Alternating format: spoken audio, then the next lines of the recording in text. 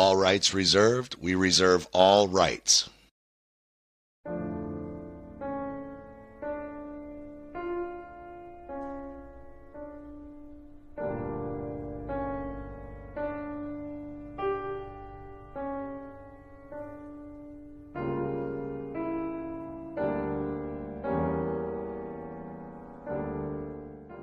As many people are awakening to the fact that viruses are nothing more than submicroscopic particles of dead cell debris, dead cell debris, that come from cells dying either naturally from apoptosis, meaning natural programmed cell death, or cells that are dying from necrosis due to overacidity and toxicity in the blood, and that virus particles are neither airborne nor contagious, nor do they cause any disease or illness, a fair too many people are still not understanding that all of germ theory is debunked. This includes bacteria, fungus, and mold. There are no such thing as contagious bacterial infections any more than there are contagious viruses. Both are in the realm of leprechauns and unicorns. Viruses are simply dead cell debris. This is a dying cell, and these are viruses, the debris from the dying cell. And bacteria and germs are simply dead cell debris eaters. These bacteria are simply the body's janitors. Their job is to eat and remove this dying cell's viral debris and transmute that debris into fuel and energy without photosynthesis. As we've pointed out in several previous films, Dr. Fraser of Canada and Dr. Powell of California have experimented with billions of germs of all varieties.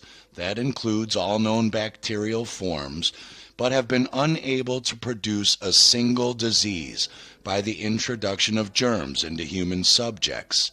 Dr. Waite tried the same for years to prove the germ theory, but he too could not do so. Dr. Cowan is correct when he states that no one has ever caused any disease in any person or animal by introducing into them just a pure isolated bacteria or virus, ever.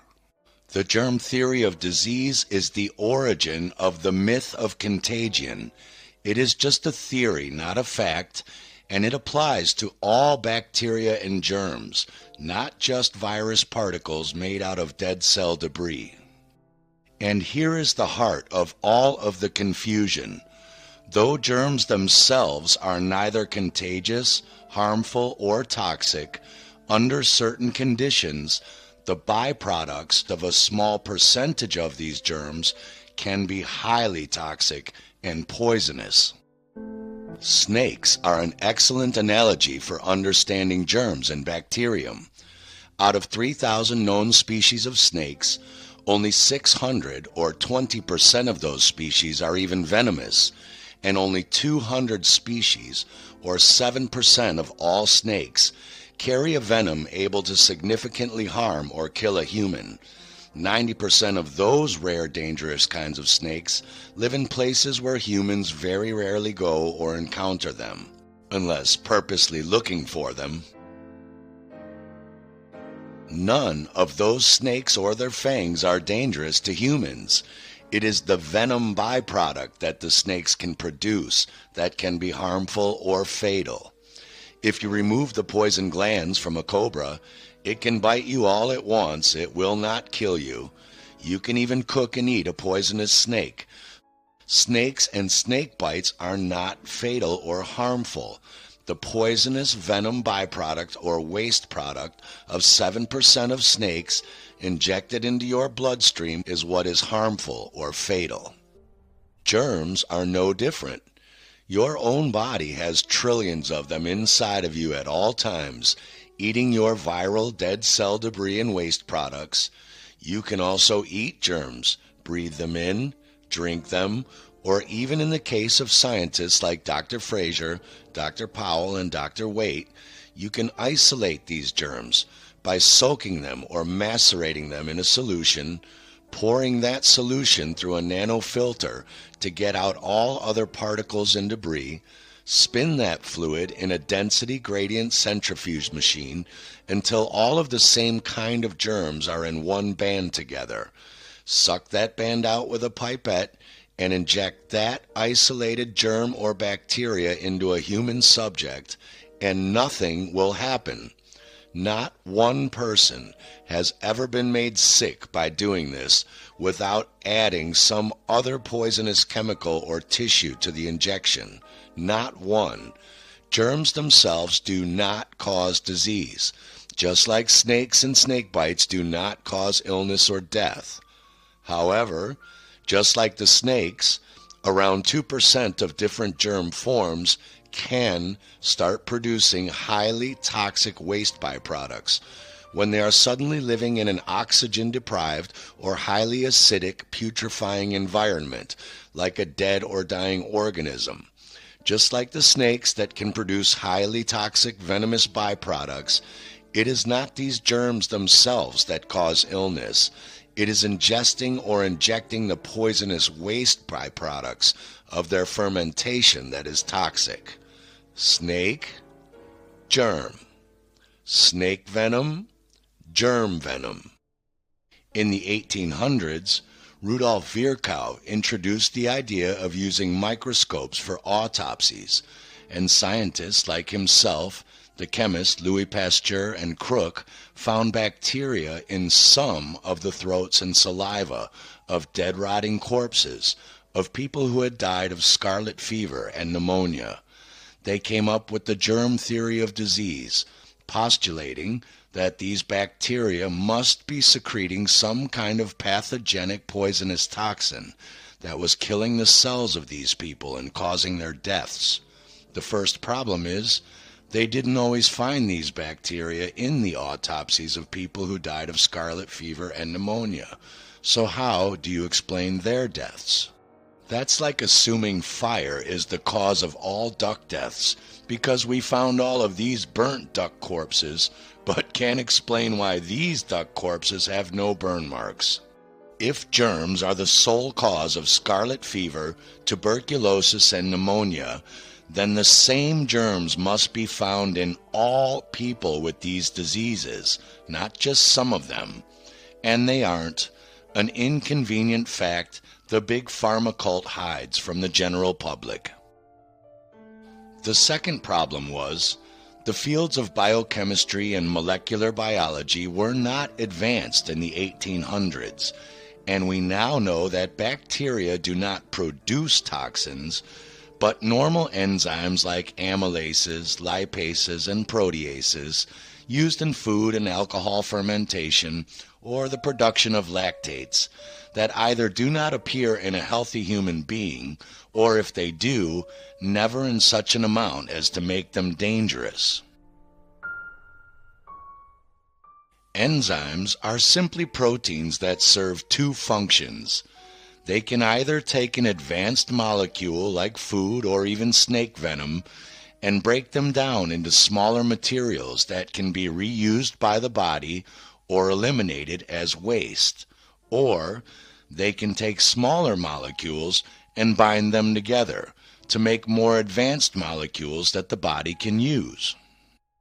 Enzymes themselves are not poisonous or usually dangerous, but in certain cases, the breakdown byproducts like lactates and fermentation from them breaking down these complex materials can be highly toxic to the human body. If you don't believe that, go leave an egg and potato salad in the summer sun for a week and then eat it and see what happens to you. But it's not the bacteria themselves or their enzymes that will make you sick.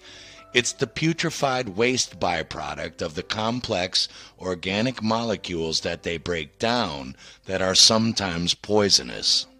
If you eat a turd out of your toilet, it's not the anaerobic bacteria and germs living in your turd that will make you sick. It's the turd in your turd that will make you sick. Germs are no more contagious than a turd floating in your toilet. Do you wear a surgical mask every time you go into a public toilet? Certain enzymes like snake venom, when injected directly into your bloodstream through a snake bite, can break down your own internal organ and tissue molecules and are dangerous. But if you drink that same exact enzyme venom, your own stomach acid and enzymes break down that venom and render it harmless to you. So bacterial enzymes are not harmful to eat, only the poisonous tissue waste product of their fermentation. A lot of people ask me, what's the difference between poison and venom? The difference between poison and venom is this. If venom is injected into the bloodstream, it can cause death. If venom is taken orally, it is completely harmless. Venom is actually saliva. It is modified through the gland of the snake.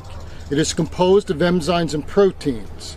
If taken orally, it is neutralized by the stomach acids and is completely harmless.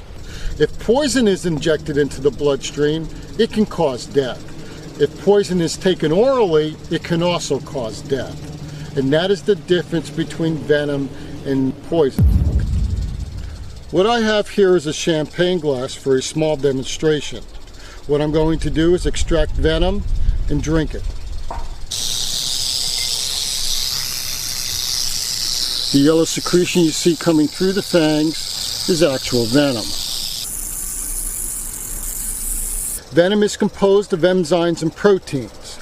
These enzymes and proteins are naturally found in your own saliva. If taken orally, venom is completely harmless. I'm going to apply water to the venom to make it taste a little better and then swallow it. Bottoms up.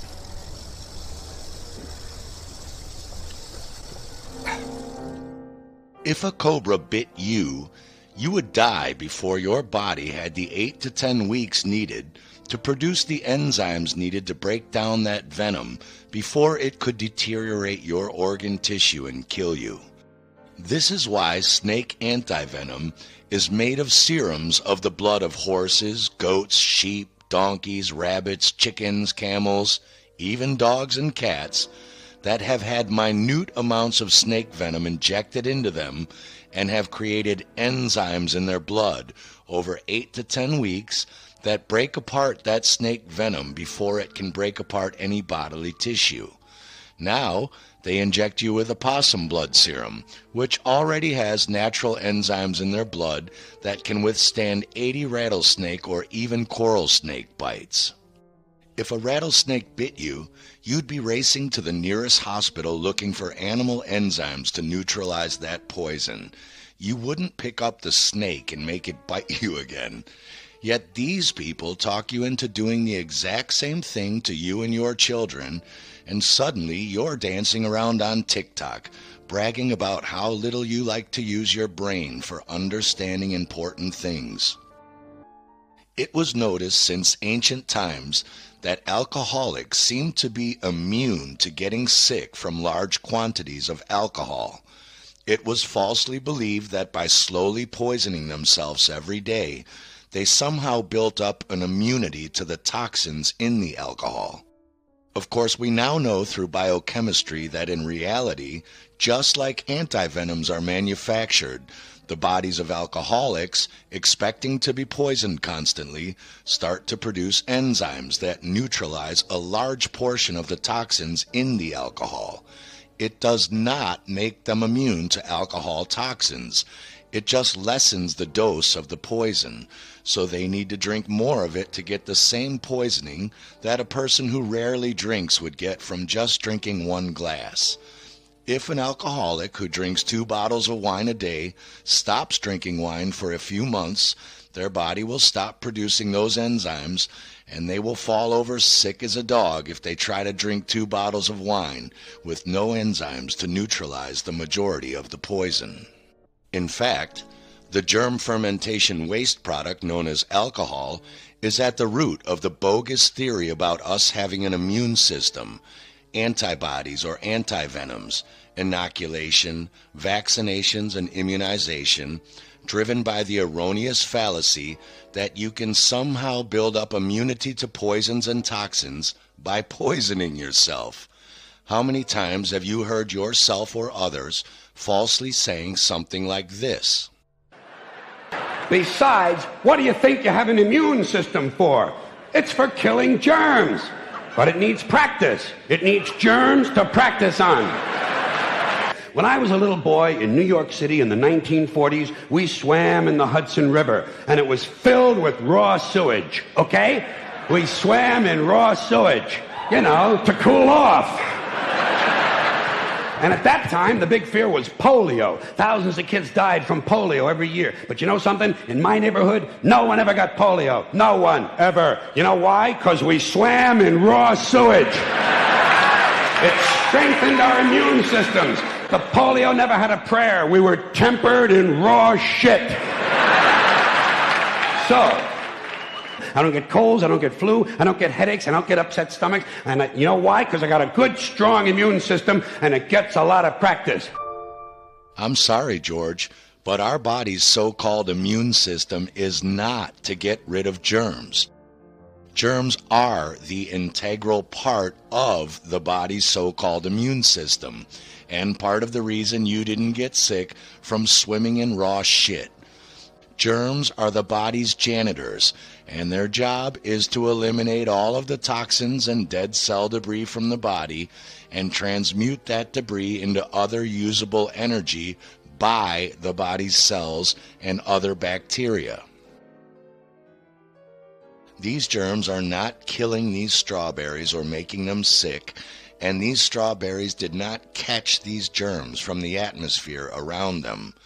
These strawberries are dead and dying already from being picked from the vine that feeds them oxygen, water, and mineral nutrients, and the germs are getting rid of the dead cell debris. Germs, dead cell debris eaters. You can see them clear as day coming from inside the strawberries, starting in the strawberries on the inside bottom of the pile that are getting the least light and oxygen exposure. If the bogus germ theory were correct, the outside strawberries would be exposed to contagious flying unicorn germs first, and the inside bottom ones would be the most protected and obviously the last to mold. Germs come from inside of the organism.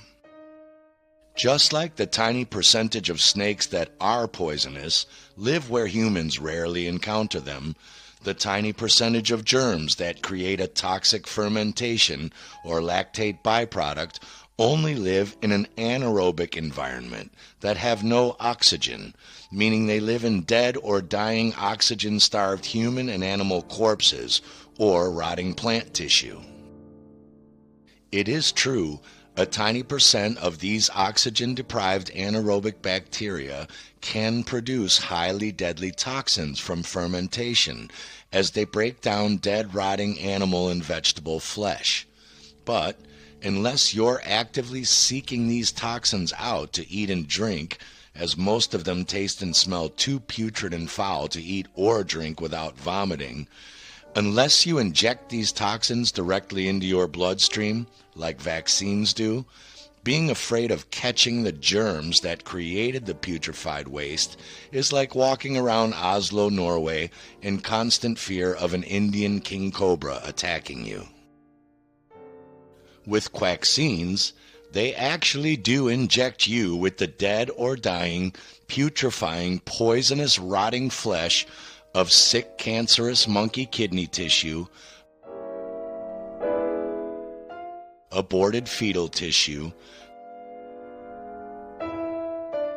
sick cow bovine tissue fluids like calf serum or veal infusion broth or bovine albumin fraction. Then they add poisons like the toxic phenol red or toxic antibiotics like gentamicin and amphotericin. Sometimes they add some kidney tissue destroying enzymes like trypsin that kill and break down these cells, cause anaerobic bacteria to grow, and create poisonous byproducts when breaking down this dead monkey, cow, and fetal tissue, and dissolve the cell walls into dead cell debris called viruses, and they inject this whole poisonous soup inside of your body to protect you from catching the same bacteria and viruses that are only created by the poisoning process of rotting tissue they used to make the vaccine in the first place. You could also go inject a turd from your toilet into yourself and achieve the exact same result as any vaccine will. Not immunity to any bacteria or viral dead cell debris, but severe toxemia. There are thousands of causes of toxemia and tens of thousands of expressions of that poisoning we call symptoms or dis-ease. But germs and dead cell debris viruses are not one of those causes. People are walking around for over a year now under extreme conditions of stress, anxiety, fear, and worry, causing major acidic buildup in their body's pH chemistry, causing tremendous cellular and tissue damage. They are under lockdown and not exercising. They have insomnia from worry. They are sitting around in front of electromagnetic devices like phones and computers more than normal. They are wearing masks constantly, stopping their ability to intake oxygen and exhale poisonous gases, breathing that poisonous gas back in and causing irreparable tissue and cellular death and damage.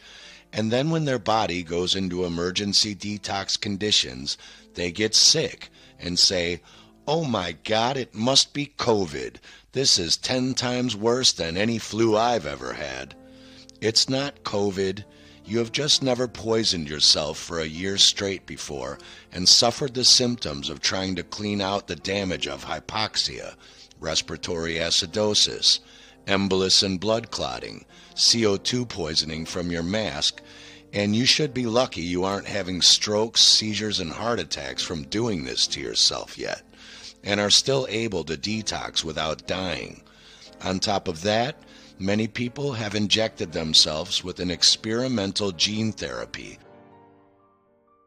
that is programming their own RNA to constantly produce a poisonous foreign protein flow into their body that never shuts off. Components are injected into the arm and serve as instructions for the body's own cells to make foreign microbial proteins, a synonym for antigen, a synonym for toxin or poison. And their body now has to constantly produce energy to create white blood cells, enzymes, and bacteria to try and neutralize and remove that constant internal poisoning. This is called an autoimmune disease, and you don't need to be Sherlock Holmes to figure out the end result of this. Couple that with hypoxia, acidosis, embolus, and particulate poisoning from constant mask wearing, stress, lack of oxygen, and exercise. Very few people will survive that level of constant toxemia. The body only has so much energy.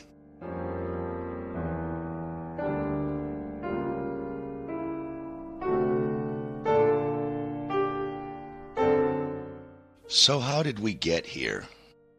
It can all be traced back to these two political government assets and scientific frauds, Robert Koch and Louis Pasteur, whose purposely concocted fraudulent theories and experiments are still the basis of the bogus germ theory taught in allopathic medical schools to this day. The total damage, carnage, and human deaths accumulated from these two men's deceitful lies pales Hitler, Stalin, Mao, Pot, and Leopold combined. The fraud, Robert Koch, is considered the founder of medical bacteriology, and he is credited with discovering the bacteria he called tubercle bacillus, or Mycobacterium tuberculosis, in the dead rotting tissue and saliva of some, but not all of the subjects who had died from respiratory dis-ease. He claimed that these bacteria must have been the cause of the disease, but never explained why they weren't found in all of the subjects then, and still aren't to this day. What people don't know is that he had developed a poisonous magic drug he called tuberculin, and claimed it could cure tuberculosis. He broke the German laws by keeping the drug's ingredients secret and was forced to flee Berlin after he poisoned and killed thousands of people with his magic drug. Thank God they didn't bring that back on the market. During this time, the British had illegally seized the Suez Canal and now had significant political, military, and trade advantages over Germany, being able to sail back and forth from India with their troops and goods without having to sail all the way around Africa. So, Otto von Bismarck called Robert Koch back and offered him 100,000 Reichsmark to create a false argument and proof that the British were bringing back contagious anthrax, smallpox, and the plague from India, to justify demanding a quarantine, stopping the British ships from docking at any Mediterranean ports for supplies, so they wouldn't spread these completely made-up plagues to all of Europe, and allowing the Germans to shoot at their ships at Gibraltar if they tried to come through with their alleged fake contagious diseases. The problem is, it was already well known and scientifically proven by Koch's contemporaries that bacteria cannot produce toxins inside of a living organism or inside of an oxygen-rich aerobic environment. So Koch cheated, and he killed mice by injecting them with the toxins from dead corpses. Just like anyone can make anthrax by leaving a spoiled egg or potato salad in the summer sun for a week, Koch produced these anthrax toxins in a bovine meat broth, just like the vaccine industry does to this day, and he injected that poison into the vein of a mouse, and the mouse died. The spleen of that mouse became swollen with the toxins as it tried to clean them out of the bloodstream, and then Koch transplanted that poison-filled mouse spleen under the skin of a frog. The frog convulsed and died, and Koch claimed he had just transmitted anthrax. He did the exact same thing by transplanting a poisoned dead mouse spleen into a frog's lungs. The frog died, and then he claimed he had just proven lung anthrax is contagious and deadly.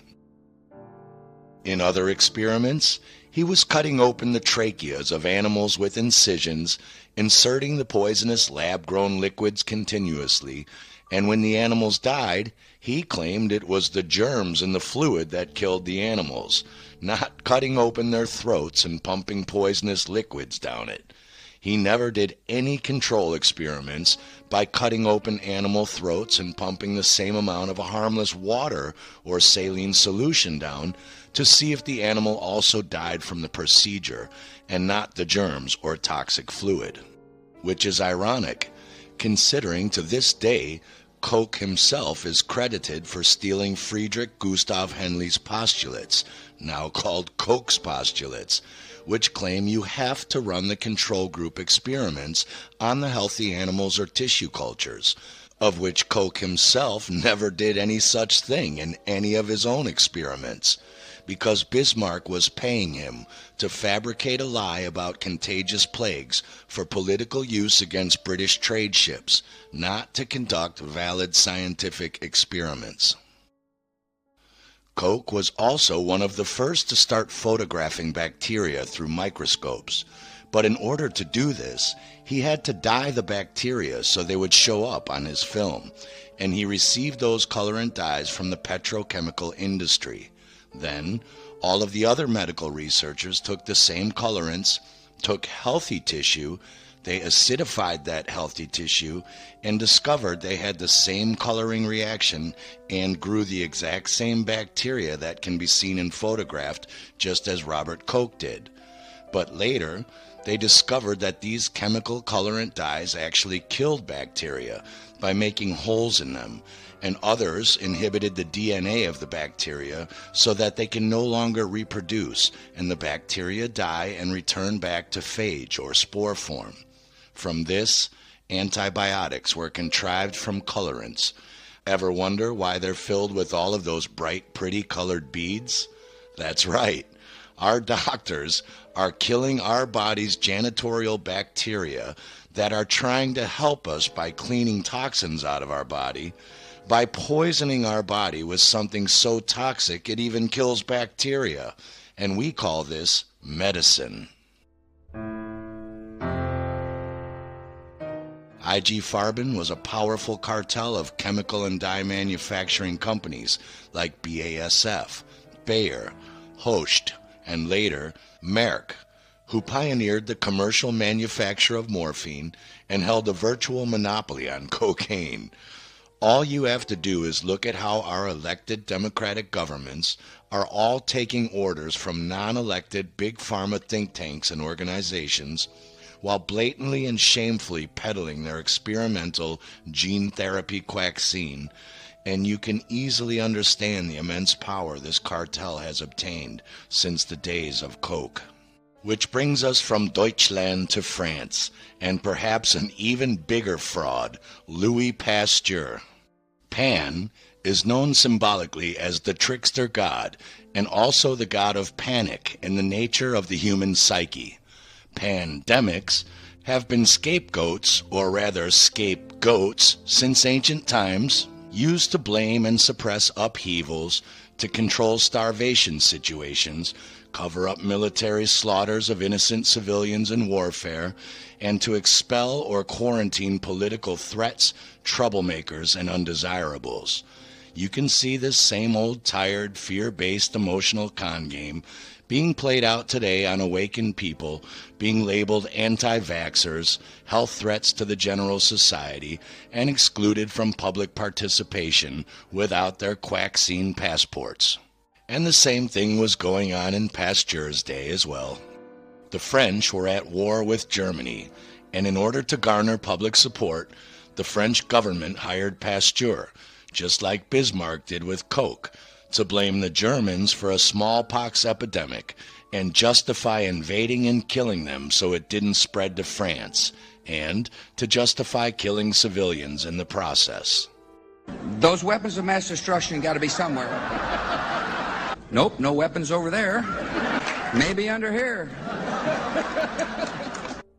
Unfortunately, Pasteur already knew from the works of his contemporaries, like Claude Bernard, Antoine Béchamp, and Max von Pettenkofer, that bacteria cannot and do not cause disease in living organisms.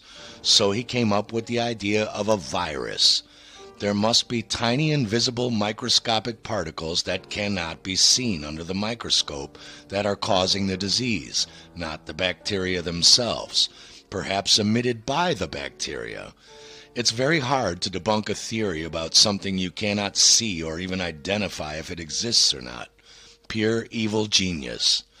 But how to prove contagion of this mythical invisible virus particle and that it causes disease? As we learn from Pasteur's private diary, finally translated and released by Princeton University in 1993, Pasteur simply cheated.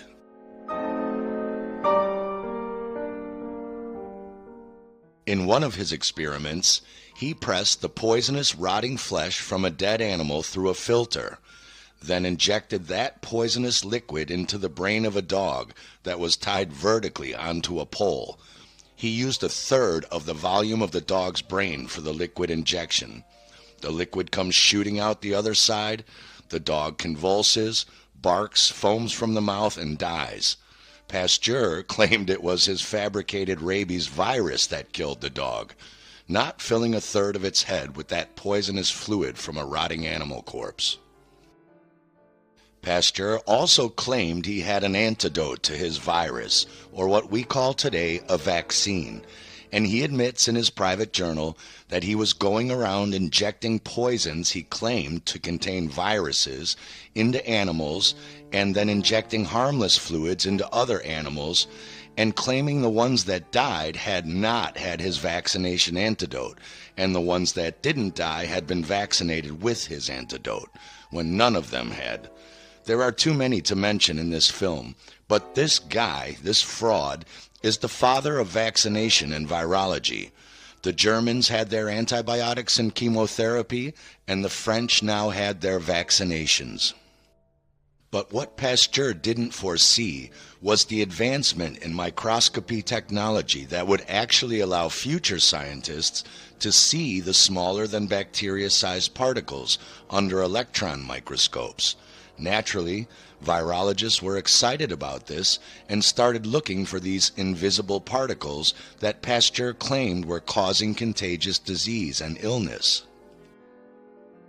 The problem is, because they are already falsely taught in their big pharma-controlled allopathic medical schools that Pasteur and Koch's theories were correct, and because Pasteur's diary wasn't released until over 100 years later, and because they are never taught in school to read and study the works of the people who already debunked germ theory over the last 170 years, like Bernard, Béchamp, Naessens, von Pettenkofer, Henle, Fraser, Powell, Waite, Rosenau, and these works are mysteriously missing from their special university medical libraries for med students.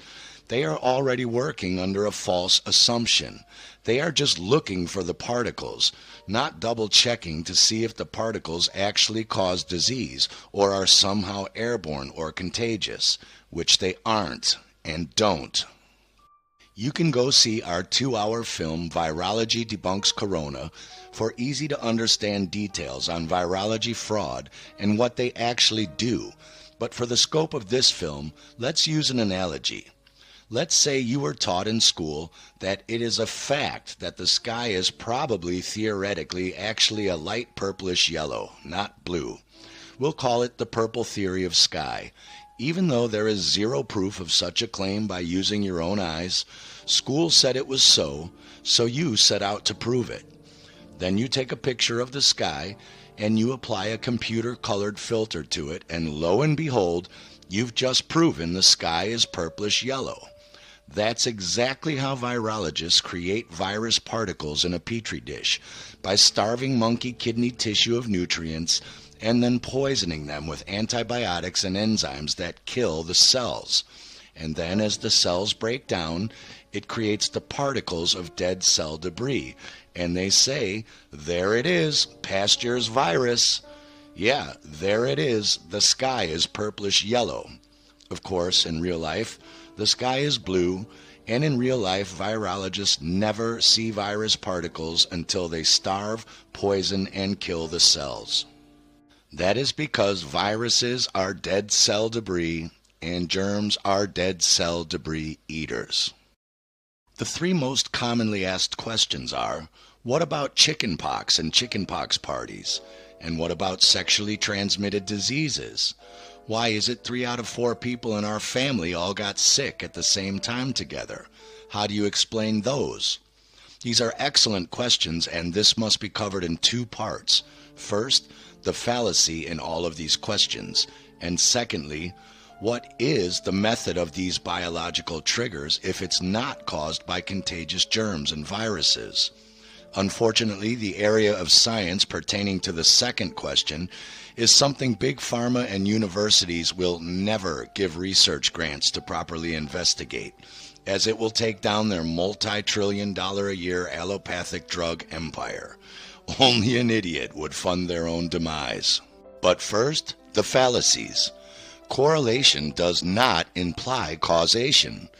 Nobody ever asks why 5 or 6 of the 12 kids at the chickenpox party didn't break out with chickenpox. Or why did some of them break out weeks later? Or why do some only child infants break out with chickenpox when they are not exposed to anyone with those symptoms? Or why some of those babies' mothers don't express measles or chickenpox when they themselves are either unvaccinated or haven't had any booster shots in 20 years. Nobody asks why it is that some sexually promiscuous people who have herpes or genital warts have unprotected sex with a dozen partners, and only a few of those partners break out with their own symptoms, and the other 10 walk away with a smile on their face. Why don't they all catch it? Nobody asks why it is that the 4th family member is totally fine and healthy, while the other 3 seem to get sick together. Why isn't the entire family sick in every single case? I mean, isn't that why people are standing 6 feet apart and wearing diapers over their faces? I think this guy knows the answer. And more importantly, why is it that some of the kids who attend a chickenpox party do break out with pox themselves shortly after? Why is it that some of the sexual partners do break out with some kind of herpes or warts after sex with a person expressing that dis-ease themselves? And why is it that 3 out of 4 family members all do seem to get sick together? Remember, there is only one disease, toxemia, either from environmental or improper food beverage intake, pharmaceutical poisons, or from lack of oxygen and high acidity in the blood due to poor diet, major mental stress, and lack of exercise and improper shallow breathing. And that's what happens in the cases of these families, and there are too many examples to list, but the families share the same environmental toxins, products, crappy acidic nutrient-devoid diets, and similar stress causes, often from each other. But one of the family members is doing something differently, is less stressed in their nature, eats raw, uncooked foods more often, drinks bottled water, uses less toxic hygiene skin and shower products, or eats foods and snacks that don't touch toxic dish detergent, plate, and glass residue, doesn't eat sugar and chemical-filled junk food and candy, or drink acidic sugar-filled beverages, doesn't take pharma products, isn't home as much as the others. You get the idea. Basically, they have less toxemia, more alkaline pH, less stress, and more oxygen. Many families get sick because they don't open the windows and let bad air out and fresh air in for a few hours every day during the winter because it's cold out, or in the summer because they have air conditioning. Remember, the human breath exhales over 3,500 compounds, many of which are toxic, and if you don't air them out, you are living in a deadly gas chamber together, like the many men who accidentally killed their wives by jokingly putting them in a Dutch oven, holding their wives under the covers and farting after eating some toxic gas-producing food like Mexican food. The nurse Florence Nightingale was famous for opening the windows in the hospital room where dozens of sick men were sharing cots, and found that they all got better within a week to a few months. She said, fresh air is the first step to good nursing, and also found that it reduces stress levels as well in the patients. When you get sick, you are simply going through a natural emergency detox procedure as your body tries to heal itself and expel your toxic overload and dead cellular debris from that damage through your excretory organs by coughing, sneezing, burping, farting, vomiting, runny nose mucus expulsion, diarrhea, constant urination, and if you're really sick, your body will shake and fever to expel the toxins through your sweat glands in your skin. In cases of mild toxemia built up over time, various organisms do this on regular natural cycles, no different than the leaves falling off of trees in the fall and growing back in the spring. We call this cold and flu season. That doesn't mean that the body only does this during these cycles. You may not be toxic enough to need this, so you don't break out with the flu detox. Or you may have a riotous summer of gluttony and have to do this in the middle of the summer. You don't catch a cold, and the flu is not from contagious germs and viruses. It is the body's way of detoxifying itself from the poisons you yourself bombard it with. You can't catch somebody's flu any more than you can catch acne from a teenager or catch your grandmother's old age. That's why some people never get the flu. But why do the 3 family members who are toxic all get sick and start their detox at the exact same time? Well, why do the menstrual cycles of groups of women who live together and work together all suddenly change cycles and match up together perfectly? Why does one person start laughing uncontrollably on a bus and suddenly the entire bus is laughing hysterically? Is there a physical particle called laughter that is contagious? Or is there an invisible energy wave exchange triggering other people to start doing the same? Why does a negative person walk into a room and suddenly change the whole vibe of the party and completely change everyone's mood? Other areas of science, like epigenetics, are starting to find out that we are electromagnetic beings made out of crystalline living water, and that our own internal biochemistry is capable of instantly changing its own molecular chemistry and structure, not only due to what we taste, touch, smell, see, and hear, but also by our own thoughts and our own beliefs. And now, by the invisible bioelectric fields of other individuals coming into contact with our own bioelectric or morphogenetic fields through what is called bioresonance and cymatic resonance. We have known since the Cleve-Baxter experiments in the 1960s that plants change each other's biological cycles and communicate in this way, and we are now learning that we are no different. We also know through Dr. Masaru Emoto's experiments that spoken and written words change the actual crystalline structures of the water that makes up well over 70% of our bodies and can cause healing or disease. So this person is toxic and acidic and starts his detox cold or flu. He tells these people, "I hope we're not all going to get sick."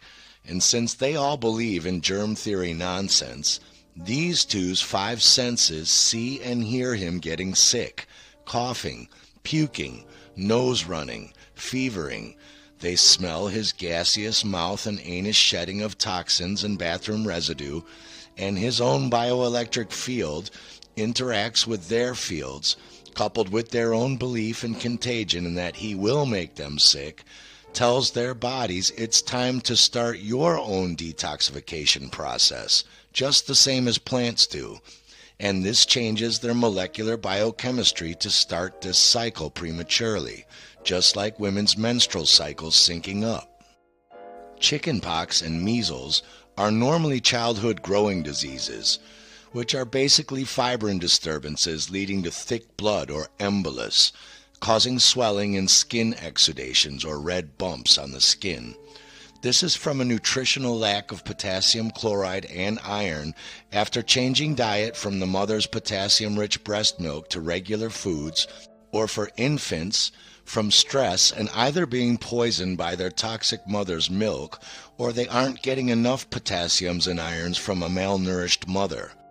So it's very easy to conceive that when one of these kids' bodies starts its detoxification cycle during a growth spurt to remove dead and dying childhood cell debris and hardened fibrin, his or her bioelectric field communicates with the children at the party that if their own body also has too much dead cell debris and hardened fibrin, it might be time to start his or her detox cycle as well. And it appears that they have caught some kind of contagious disease, even though the kids whose bodies are healthier or not malnourished or who are late growers don't need to detox fibrin yet, so they don't break out with the pox. If it were contagious germs or viruses, they would all break out. The doctors and scientists obviously find the dead cell debris they call viruses in this breakdown, as well as bacteria eating the debris and fibrin, and they blame those things for causing the disease, like blaming firemen for causing fires, since they are always found at the scene of a fire.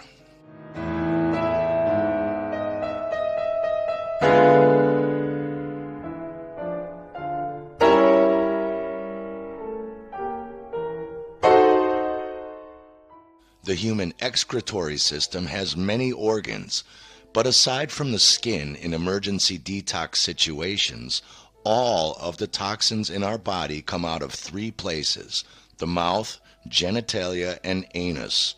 These are saturated with toxin residue, and these are the exact three places we find so-called sexually transmitted diseases, meaning these people have become so toxic that the skin in these areas is used to expel the excess toxic buildup. Just like chickenpox, there are always dead cell debris we call viruses and bacterial debris eaters found at these sites, and once again we falsely blame the firemen at the scene for causing the fire. This too happens in natural cycles, and they are no more contagious than a teenager's acne or Tide soap. They do, however, generate billions of dollars a year in profit for the pharmaceutical companies, selling people antibiotics and drugs that kill the janitorial bacteria and stop the body's detox process, making it appear like they have cured or treated you. And the contagion myth certainly helps keep the population down via the billion-dollar condom industry. However, it does appear that some, but not most or all, of the sexual partners of these people do break out with their own detoxification herpes and genital warts, and this too might very well be some kind of bioresonance phenomenon, with the bioelectric fields communicating during sex that it is time for the other toxic person to start their own detoxification of the excretory areas. Again, since Big Pharma controls the medical industry, they will never fund any serious studies into this phenomenon, and their controlled media goes out of its way to label this as pseudoscience, as again, only an idiot would fund the takedown of their own multi-trillion-dollar-a-year cash cow. And that's why even the most prestigious of Big Pharma-controlled allopathic medical schools will not teach our doctors and scientists about the suppressed findings of Antoine Béchamp and Gaston Naissance, because they found out long ago that germs do not cause disease and that you cannot kill germs. They observed that germs are pleomorphic, meaning shapeshifters, and can change from tiny little microparticle-sized spores, called somatids, into thousands of different bacterial, yeast, and even fungal forms. And even in those forms, they can produce other spores called bacteriophages that bring information, amino acids, and nourishment to other bacteria and even cells. And if you kill these different forms with acids and poisonous colorant dyes like antibiotics, they just return back to somatid spores again until their environment or terrain is right for life, and back they come to life again, eternally. These spores are indestructible, even by radiation or severe dehydration. Have you ever noticed it's only hospitals that have these superbugs, or what they call hospital-acquired infections? That's because hospitals are the only place that pass out poisonous bacteria-killing antibiotics to everyone like they're candy. They even look like candy. But bacteria are smart and pleomorphic. You might turn them back into spores from bacterial rod form with antibiotics, but they can come back bigger, meaner, and hungrier by changing into larger yeast and fungal forms that now become more resistant to the antibiotics, and these are what they call superbugs. They are not supposed to be inside of you. These forms are for eating dead, rotting flesh, not for eating you alive, literally. Their drugs are causing this, not nature. And because they aren't taught this in med school, they are baffled by why you get a yeast infection after taking antibiotics. You don't get a yeast infection. Their antibiotics caused your bacteria to morph into a yeast form more resistant to their poisons. You would not have them if they would just leave your bacteria alone in their normal rod shapes to do its job in helping to heal and remove your toxic or damaged tissue. But they can't charge you money for going home, drinking plenty of water, getting fresh air, and plenty of rest until you heal. Iatrogenic means death or injury caused by a doctor treating you exactly as they were taught in their medical training. It is the leading cause of death every year in the United States. COVID-19 does not exist and is just a rebranded name for the seasonal flu detox that people with toxemia go through every flu season, which has magically disappeared worldwide now that they renamed it. But there was a very real death spike increase in many countries that was statistically used to justify the worldwide lockdowns being used politically for furthering Agenda 21 and the Great Reset. And in London, they used the recovery study, was a special English program. They used this high dosage of hydroxychloroquine. And of course, doctors noticed it after a while. And then the studies were stopped. The studies were all stopped all over the world. In Brazil, they stopped the study because of very bad heart complications. That's what I have to say. This hydroxychloroquine, if you use it in this high dosage, it does heart arrhythmias, and it does lethal heart arrhythmias. Right? That's why it is used to if you want to kill yourself. Yes, yeah, for euthanasia. Yeah, also. And the question is, how could it happen? How could it happen that they take this high dosage? And the leader of this study, Professor Landry, was asked, how could it come that you take this high dosage? And he said, well, COVID-19 is a new disease and we have to start with something. So that was his answer. And another colleague asked him, well, but okay, it's a reasonable answer, but why this high dosage?